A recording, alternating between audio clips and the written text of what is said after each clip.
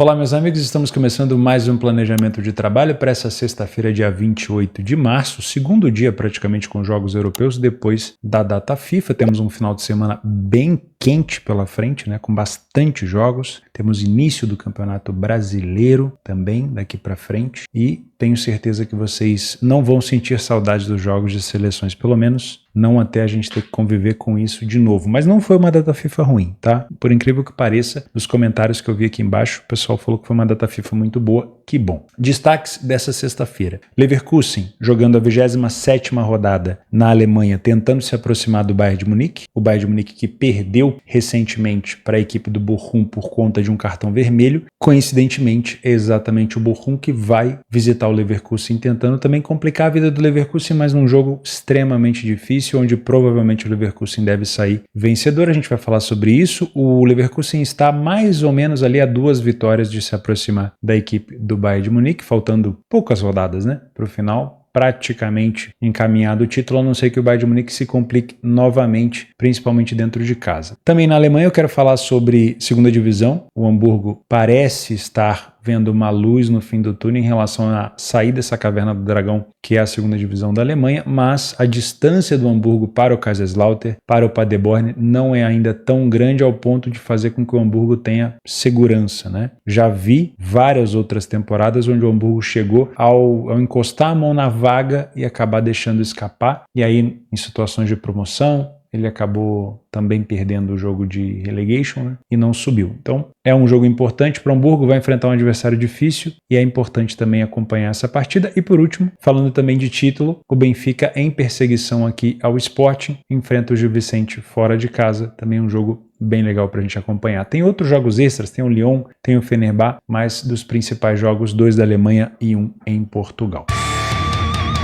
Começamos o nosso planejamento às 2h30 da tarde na segunda divisão da Alemanha, onde nós temos o líder Hamburgo enfrentando o Elversberg, que nesse momento ocupa a 9ª colocação, tem ainda uma ligeira chance, uma leve chance de aproximação, são 5 pontos da equipe do Paderborn, 7 pontos da equipe do Colônia, mas precisa melhorar bastante o seu desempenho, afinal de contas as equipes acima dele não vão esperar que ele melhore, elas também vão jogar e também vão tentar conquistar os seus pontos. Eu não gosto de trabalhar na segunda divisão da Alemanha o mercado de resultados, então mesmo que eu tenha aqui o líder entrando em campo, invicto em casa, o Hamburgo ainda não perdeu nenhuma partida em casa, eu prefiro não te indicar a vitória na segunda divisão. A segunda divisão da Alemanha é uma competição que eu trago como praticamente principal há muitos anos, né? Trabalho no mercado de gols nessa competição há muitos anos e eu não indico para você trabalhar o mercado de resultados. Agora vamos tentar criar uma expectativa de qual cenário de gols é mais interessante através das informações. Dentro do PDF de apoio a gente consegue perceber que o Elversberg passa por um período um pouco mais de turbulência, né? E o Hamburgo já vem num período bem melhor, principalmente em casa. O Hamburgo, 92% das vezes ele saiu na frente do placar em casa. Então mostra muita iniciativa, não falhou em marcar em nenhum jogo e ficou sem sofrer gol em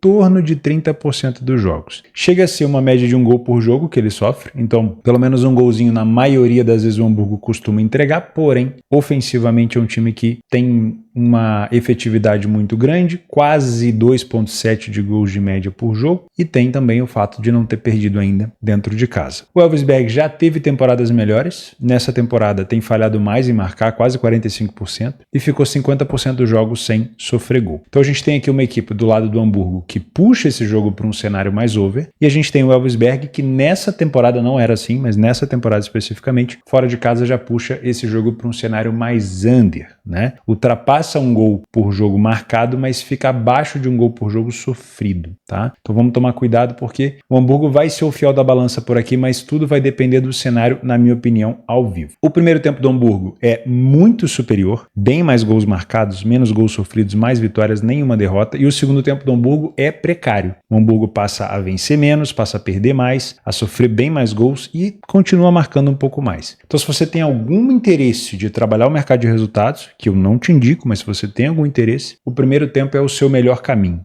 tá? É onde o Hamburgo consegue ter a sua melhor superioridade. Como ele é uma equipe que marca muito no primeiro tempo, na maioria das vezes ele já leva uma vantagem para o segundo tempo, que acaba sendo uma equipe que fica mais distraída, que acaba tomando mais gols. É um segundo tempo então mais over do que o primeiro? Não necessariamente, porque o primeiro tempo o Hamburgo consegue produzir muitos gols. Mas talvez no segundo tempo a gente tenha o fator da equipe adversária saindo um pouco mais para jogar, marcando mais gols, então dá para dizer que é um segundo tempo um pouco mais movimentado, tá bom? O Hamburgo é uma equipe que marca muito de cabeça, 16 gols marcados nesse quesito, né? Sofre um pouquinho também, sofre, mas marca demais. O Elversberg não marca tanto de cabeça, marca muito de fora da área. O Hamburgo não tem sofrido tanto assim de fora da área, mas eu gosto de comentar essas partes extras de gols, porque na maioria das vezes isso serve para desbloquear jogos, principalmente quando a gente pensa no mercado de gols. Então se eu tenho um Hamburgo enfrentando uma equipe do Elversberg muito fechada, às vezes num 0-0, ou até mesmo no Elversberg vencendo por 1-0, o Hamburgo pode utilizar da sua boa bola aérea para poder encontrar um caminho para abrir o placar ou até mesmo para empatar o jogo. O Elversberg, se tiver numa situação mais difícil, com o Hamburgo mais recuado, ele pode utilizar a finalização de fora da área. Não necessariamente isso vai ser um critério para você apostar ou não, mas ajuda a definir alguns cenários. 77% dos jogos do Hamburgo em casa com over 2,5,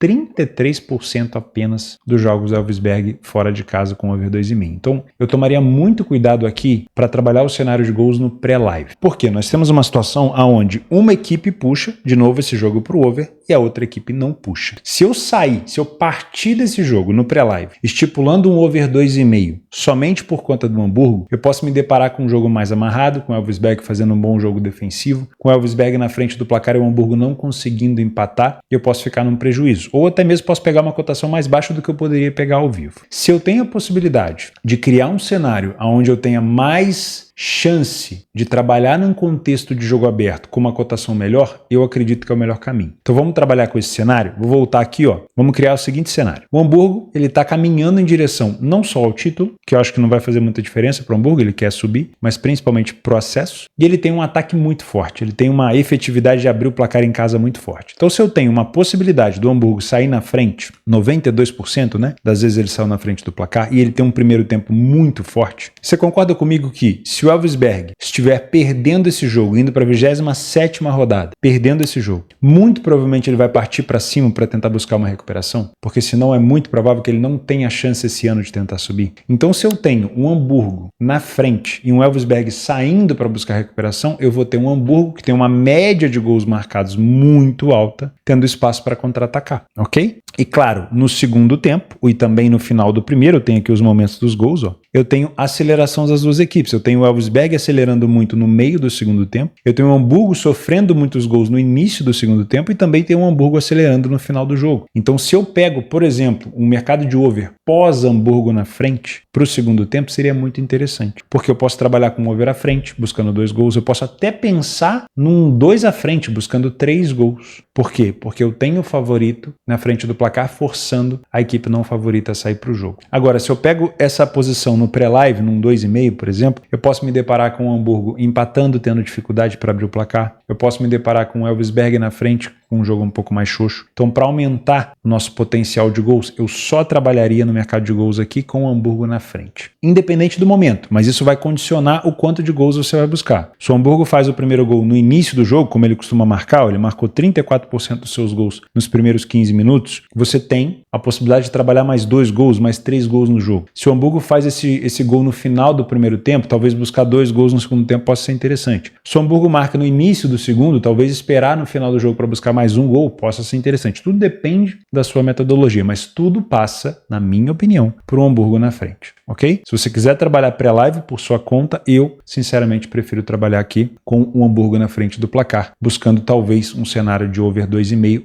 pós primeiro gol do Hamburgo. Theo, não teve o primeiro gol. Ou Theo, o Elversberg saiu na frente. Talvez eu fique de fora, ok? Dá para trabalhar esse back Hamburgo? Você, por sua conta? Dá para trabalhar. O Hamburgo é muito forte nos primeiros minutos e marca muito gol de cabeça. Mas eu evito fazer isso na Bundesliga 2 porque nem sempre a equipe melhor em campo vai marcar o primeiro gol. E eu conheço o Hamburgo de outros carnavais, por mais que essa temporada seja um pouco diferente. Eu prefiro ficar de fora, eu prefiro me posicionar no mercado de gols mesmo. Não temos, infelizmente, na segunda divisão da Alemanha, muitos mercados especiais de jogadores, mas caso você queira arriscar alguma coisa ou você encontre em algum local uma situação especial para jogadores? Fica de olho neste rapaz, David Selk, atacante do Hamburgo, que marca muito gol de cabeça e que vem marcando muitos gols também. Nos últimos jogos, o Selk finalizou 2 vezes contra o Fortuna, marcou um gol, 3 vezes contra o Paderborn, 4 vezes contra o Kaiserslautern, marcou 2 gols, 2 vezes contra o Regensburg, marcou um gol, 2 vezes contra o Preußen Münster e marcou 2 gols. Então é um jogador muito interessante. O problema é que na segunda divisão da Alemanha a gente tem no máximo os mercados de marcador. A gente não tem de finalização no alvo, né, por conta da segunda divisão. Então se você encontrar, é interessante o David Selk para finalizar no alvo, mas muito provavelmente ele vai ter no máximo aqui para marcador e aí fica um pouco mais arriscado. Mas se você quiser arriscar, o David Selk é um jogador muito importante aqui para a equipe do Hamburgo, tá bom? Para mim, jogo para ficar de olho em pelo menos 2 gols, com possibilidade de 3 caso o Hamburgo esteja na frente. Hamburgo não estando na frente, eu prefiro ficar de fora dessa partida. Seguimos na Alemanha, às 16h30, o jogo do Leverkusen contra o Bochum. O Leverkusen segue na caça do Bayern de Munique, são 6 pontos de diferença até o momento. Sinceramente, já dei minha opinião, acredito que o Leverkusen não vai conseguir encostar no Bayern ao ponto de ameaçar o título, mas não é impossível, né? Se o Bayern de Munique perder mais 2 partidas, a gente pode ter um campeonato crescendo novamente. Mas, às vezes que o Bayern de Munique perdeu, foram em situações assim bem atípicas, por exemplo, na última vitória para o próprio Bochum, onde o Bayern vencia por 2-0 e acabou tomando um cartão vermelho bobo. O Bochum se aproveitou e virou o jogo na casa do Bayern no Allianz para poder conquistar a vitória. Mas, ainda assim, é um Leverkusen que está bem atrás, né? Com 56, em caso de vitória vai a 59, teria que torcer mais uma vez para o Bayern para poder chegar aqui a 62, enfim, o Bayern de Munique tem perdido muito pouco, mas não é impossível. Das últimas vezes que o Leverkusen recebeu o Bochum nessa história recente da Bundesliga, sempre foram vitórias tranquilas do Leverkusen, a não ser que a gente tenha aqui uma complicação de cartão vermelho também, mas é muito provável que o Leverkusen vença esse jogo, então vamos entender aonde a gente pode buscar valor nessa partida por aqui. Tá, primeiro, estatística. Vamos falar de PDF de apoio. O Leverkusen vem de um empate e de uma derrota recentemente. Vamos entender como e quando isso aconteceu, né? Primeiro vamos olhar aqui, ó, para os últimos jogos e dar os nossos pesos e medidas. O Leverkusen perdeu a última partida para o Bremen dentro de casa por 2-0 e foi num jogo um pouco desatento do Leverkusen porque ele estava naquela semana decisiva da Liga dos Campeões. Tinha perdido o primeiro jogo por 3-0 para o Bayern de Munique na casa do Bayern e tinha que reinventar, descobrir uma maneira de devolver esse placar para o Bayern de Munique em casa, e aí no meio desse caminho tinha o Bremen, que não tinha nada a ver com isso e aproveitou a desconcentração do Leverkusen para poder buscar uma boa vitória fora de casa. Acabou que o Leverkusen não conseguiu devolver nada para o Bayern, acabou perdendo de novo, ficou no 5-0 no agregado e o Leverkusen foi eliminado da Liga dos Campeões. E agora venceu no último jogo, fora de casa, o Stuttgart, antes da data FIFA. E não foi uma vitória fácil, tá? Foi uma vitória que o Leverkusen teve que buscar lá praticamente no último minuto com o Patrick Schick. Até então estava perdendo, né? Chegou a tomar 2-0, buscou o 3-2 e buscou o 4-3. Marca registrada do Xabi Alonso, né? Essas reviravoltas, essas recuperações, essas alavancagens que ele consegue fazer na equipe dele. Mas ainda assim é um Leverkusen que me parece estar muito no fio da navalha, cedendo muita oportunidade para os seus adversários em relação a gols para poder brigar por esse título até o final, mas ainda assim é possível, né? O Bochum, ele vem de uma grande vitória contra o Bayern de virada e depois uma derrota em casa para a equipe do Frankfurt. Vou desconsiderar esse amistoso, vou colocar somente nesse torneio, tá? Então olha só, empatou com o Leipzig, perdeu para o Gladbach, perdeu para o Freiburg, empatou com o Kiel, venceu o Dortmund, empatou com o Wolfsburg, perdeu para o Hoffenheim, venceu o Bayern e perdeu para o Frankfurt. Na maioria desses jogos, o Bochum marcou gol. Raramente o Bochum passa um jogo sem conseguir marcar. Como visitante, marcou gol em praticamente 3 dos últimos 4, né? Poderia ter marcado também contra o Gladbach, não fez um jogo tão ruim assim, mas dá para perceber que é um time traiçoeiro fora de casa. Em casa, o Leverkusen marcou 3 contra o Hoffenheim, não sofreu nenhum no Bayern, aqui foi um jogo muito melhor para o Bayern de Munique, ele acabou só se defendendo, e tomou 2 do Bremen. Então dá para perceber também que é um Leverkusen que tem oferecido espaço e oportunidade para os seus adversários. Olha só, o Leverkusen ficou apenas 23% dos jogos em casa sem sofrer. Então, não é uma equipe extremamente confiável na defesa. Porém, eu não estou vendo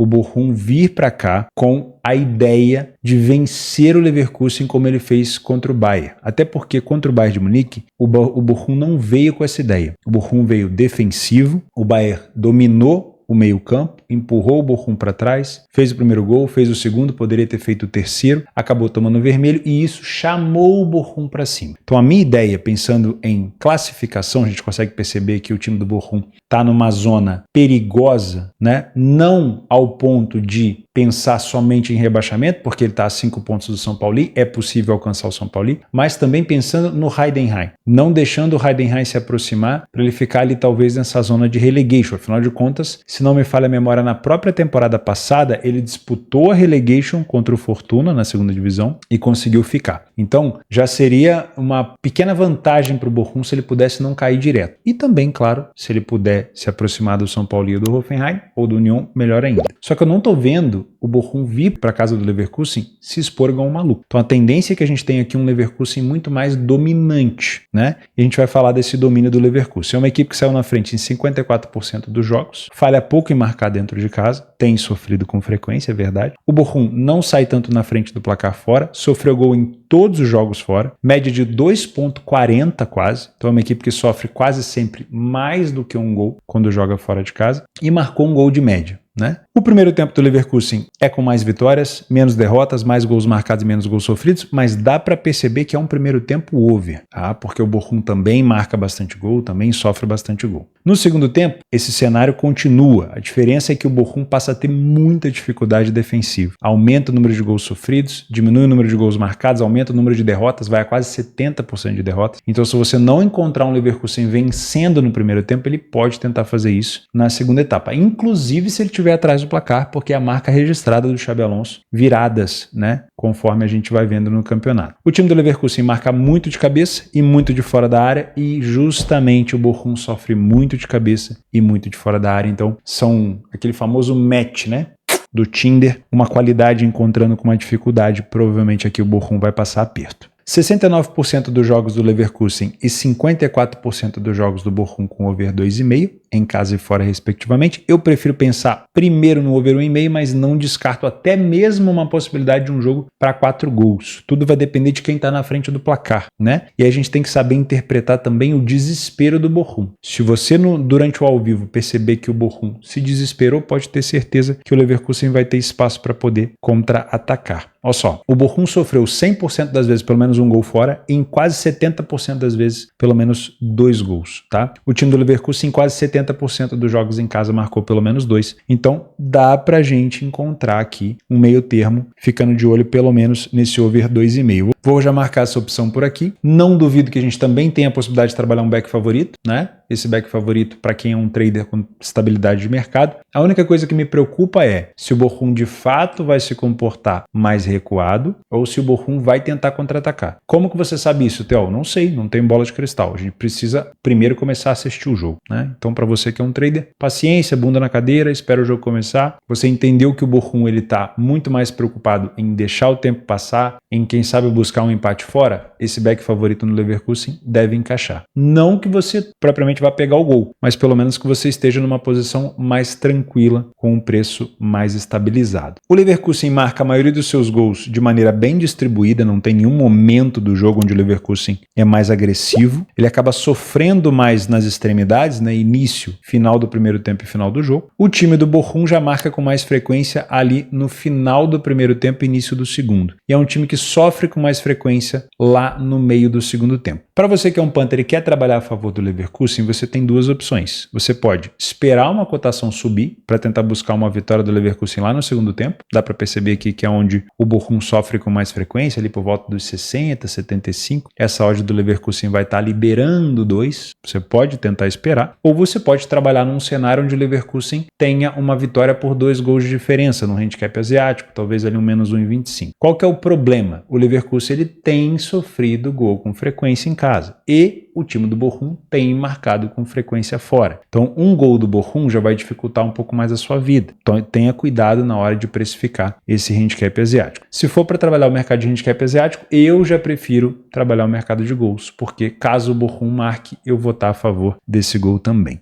Tá? Em relação a jogadores, eu ficaria de olho Primeiro de tudo, num jogador fora da casinha, porque as cotações para Patrick Schick, Boniface finalizar no gol estão muito baixas, muito esmagadas. Então eu olharia com carinho para o Frimpong finalizar pelo menos uma vez no gol. Pode ser um cenário interessante. O Frimpong, ele finalizou jogando em casa da última vez contra o Bremen, finalizou na DFB Pokal contra o Colônia e 2 vezes também contra o Hoffenheim. É um jogador com frequência de finalizações, mas aí o mercado acaba, óbvio, favorecendo aqui o Patrick Schick e também o Boniface. Então, se você quiser fugir dos mercados mais esmagados, dá para ficar de olho no Frimpong, até porque pode ser que o Bochum, atrás do placar, ele se exponha e dê espaço para contra-ataque, e o Frimpong é justamente o jogador que puxa contra-ataque na equipe do Leverkusen. Do lado do Bochum, eu ficaria de olho no goleiro Timo Horn, não é o goleiro titular da equipe, não era, né, mas ele vem pegando nos últimos jogos. Se a gente pegar a média, ele tem feito pelo menos 3 defesas por jogo nos últimos jogos. Você vai encontrar a linha de 3 defesas, o over 2,5,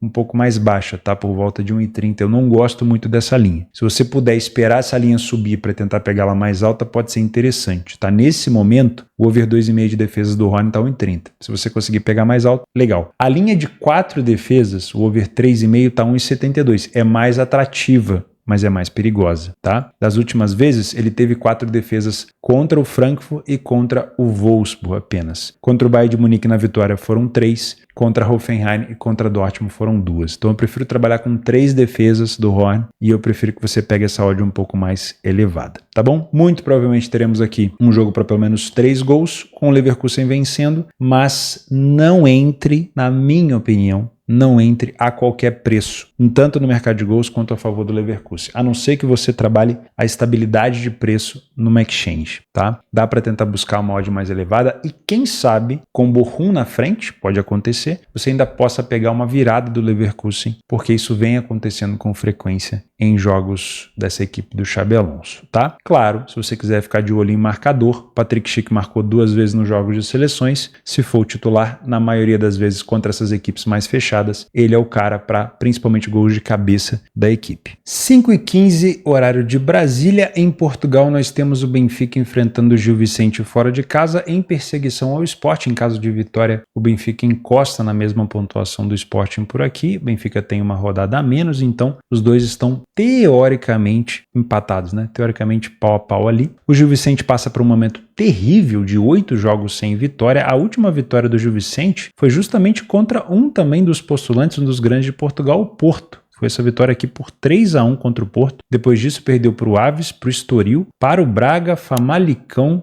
Casa Pia e Sporting, empatou com Estrela e perdeu novamente para o Santa Clara. Situação terrível, né, para o Gil Vicente. O Benfica vem de 3 vitórias consecutivas fora de casa e vinha também de 2 derrotas para o Barcelona na Liga dos Campeões, mas fora de casa vem de 3 vitórias consecutivas no Campeonato Português, como a gente pode ver aqui no PDF de apoio. Olha só, o Benfica saiu na frente em quase 70% dos jogos fora, porém o Gil Vicente saiu na frente em 50%, não é um número assim tão ruim. O problema é que o Gil Vicente vem de 3 derrotas consecutivas em casa. O time do Benfica falha menos em marcar, marcou poucos gols a mais, mas marcou, e o número de gols sofridos é parecido. Então já dá para perceber que não é um jogo com um quesito tão over, né? Uma média de 1,58 de gols marcados fora do Benfica, 1,33 do Gil Vicente, gols sofridos 1,08 para os dois, não é assim um jogo cotado para tantos gols. O primeiro tempo é extremamente parelho, número de vitórias e derrotas igual, número de gols marcados praticamente e sofridos também praticamente igual, então muito cuidado ao vir aqui no primeiro tempo pensando somente em vitória do Benfica, ou vitória do Benfica no HT, ou só se posicionar contra o Gil Vicente. Calma, o Gil Vicente não faz um primeiro tempo ruim em casa, ele tem passado por um momento horroroso nos últimos 8 jogos, mas ele não faz o primeiro tempo ruim em casa. Ele faz um primeiro tempo muito parecido com o que o Benfica faz fora. No segundo tempo, entretanto, o Benfica se mantém superior e o Gil Vicente tem uma queda. Não é uma queda extremamente brusca. Número de vitórias é menor? É. Número de derrotas é maior? É. Número de gols marcados é menor? Sim. Número de gols sofridos é igual? É igual. Então, se você olhar com muito carinho, você vai ver que é uma inferioridade do Gil Vicente, mas não é propriamente uma grande superioridade do Benfica. O fato é que o mau momento do Gil Vicente vai acabar puxando a equipe para baixo, né? Porque se o Benfica faz o primeiro gol, se o Benfica tem mais domínio de jogo, se o Benfica consegue controlar mais a partida, uma equipe que está passando por uma turbulência, como é o caso do Gil Vicente, tende a errar mais, tende a ter mais problemas para conseguir recuperação. Então o Benfica pode aproveitar esse momento. Agora, isso não quer dizer que o Gil Vicente não sabe jogar, que ele tem números ruins. Não tem, ele está num momento ruim, ok? E futebol, para mim, eu defendo muito, é momento. Então o Benfica tem que tentar aproveitar isso. Um dos pontos cruciais aqui de problemas no Gil Vicente é a quantidade de gols sofridos de cabeça. O Benfica não tem marcado tanto nesse fundamento, mas em caso de uma pressão, precisando buscar um gol tardio ou precisando buscar, quem sabe, um empate, né, uma recuperação, o Benfica pode tentar utilizar a bola aérea aqui para conseguir o seu tento, né?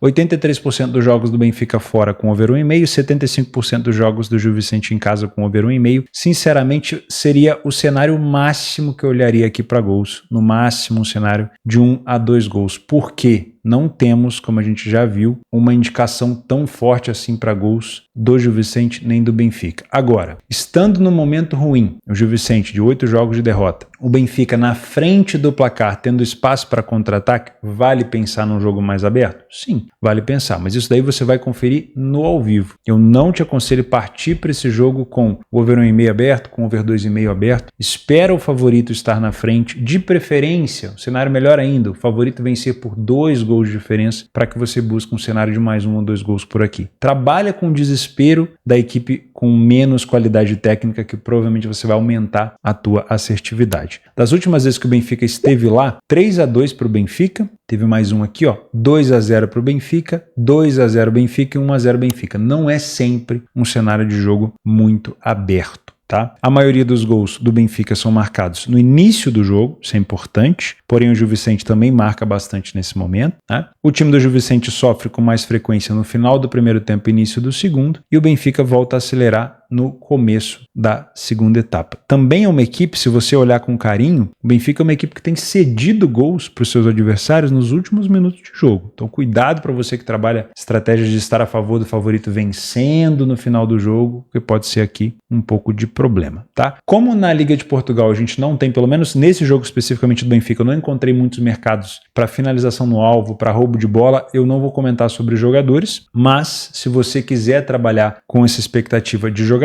os principais jogadores para gols do Benfica, claro, o Bruma tem jogado muita bola, uma grande contratação na minha opinião do Benfica, infelizmente não pôde jogar na Liga dos Campeões. Pavlidis também, um jogador que dispensa comentários, vem finalizando e marcando gol com muita frequência. Até mesmo o próprio André Belotti, que eu gosto muito da contratação do Belotti. E aí tem os turcos, né? O Kokchu e o Artukoglu, também são jogadores muito bons, mas eu não acredito que a gente vai ter esses mercados para poder apostar, tá? Então aqui nós temos, ó, grande goleador do Benfica, o Pavlidis. O segundo já é o Bruma. Olha como chegou bem o Bruma na equipe do Benfica, né? Já tem... Eu acho que ele trouxe um pouco desses gols também no Braga, mas é um jogador que vem participando muito. O Artukoglu também é um dos artilheiros. E o Di Maria, né? Se estiver disponível para jogo, não sei se está disponível, mas também é um jogador muito importante. Eu acredito que a gente não vai ter mercado, né? Se você encontra mercado, finalização no alvo do Bruma ou do Pavlidis são finalizações no alvo bem intencionadas, na minha opinião. Agora, se você é um trader ou um punter por aqui e busca se posicionar a favor do Benfica, a minha dica para você é tomar cuidado com o primeiro tempo, porque o Benfica ele tem o mesmo nível de aproveitamento no primeiro tempo do Gil Vicente. Então o Gil Vicente não é uma equipe ruim em casa na primeira etapa. Então para você encontrar uma justificativa para estar a favor do Benfica num back favorito, no trade, por exemplo, você precisa de um Benfica completamente dominante. E não costuma ser um Gil Vicente completamente dominado na primeira etapa. Então cuidado, tá? E se você é um punter e quer se posicionar a favor do Benfica, sabendo que o Gil Vicente não faz um primeiro tempo ruim, talvez seja interessante direcionar a sua aposta para o segundo tempo. Mesmo correndo o risco de não pegar esse gol do Benfica, mesmo correndo o risco do Benfica já ter marcado antes, pelo menos você vai estar no momento onde o Gil Vicente tem um pouco mais de dificuldade a favor do Benfica, ok? Quanto mais alta essa cotação, na minha humilde opinião, melhor, mesmo o Gil Vicente estando no momento mais complexo, né, na temporada. Se a gente olhar aqui para as cotações do Benfica, ó, quando o Benfica teve cotações de 1,33 fora de casa, onde a expectativa de vitória é de 75%, o Benfica venceu 74%. Isso quer dizer que não tem um valor esperado positivo bacana, tá? lá. Então tente pegar cotações mais altas que essa daqui para valer um pouco mais a pena. E claro, lembre-se que mesmo estando lá para o final do jogo, o Benfica tem que continuar acelerando se ele estiver empatando, porque é um jogo